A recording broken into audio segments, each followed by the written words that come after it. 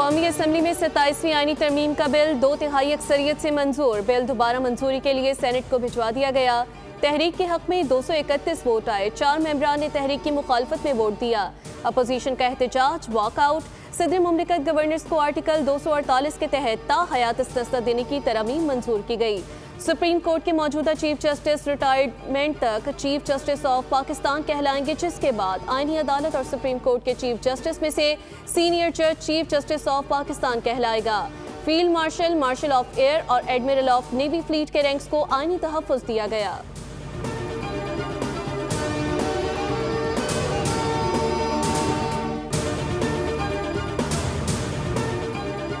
अठारहवीं तरमीम में मुशावरत के बगैर कोई तब्दीली नहीं होगी। हम इत्तेहादियों के साथ मिलकर मामला तय करेंगे। हमें कहा गया कालाबाग डैम एक शानदार इक़्तिसादी मंसूबा है। विफाक को अगर कालाबाग डैम से नुकसान पहुँचता है तो हमें भी मंजूर नहीं। वज़ीर आज़म शहबाज शरीफ का कौमी असम्बली में इज़हार ख़याल। कहा, आज ऐवान ने यकजहती और कौमी इत्तेहाद का मुज़ाहरा किया। दहशतगर्दी का बाजार गर्म करने की कोशिश की जा रही है। वाना कॉलेज पर हमले में अफवाज भी शामिल थे। इस्लामाबाद कचहरी पर भी खुदकुश हमला किया गया।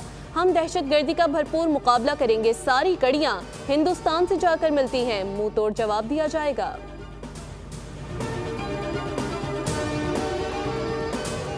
और लोटे केमिकल पाकिस्तान के कंसोर्शियम का मुल्क में मजीद सरमायाकारी का ऐलान।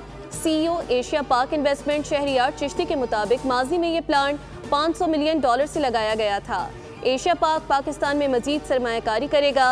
थरकोल से बिजली 15 रुपए फी यूनिट है कि इलेक्ट्रिक फी यूनिट 40 रुपए में दे रहा है। चेयरमैन लोटे केमिकल पाकिस्तान ने नवीद सुनाई प्लांट के लिए 6 प्रोजेक्ट शुरू करने जा रहे हैं।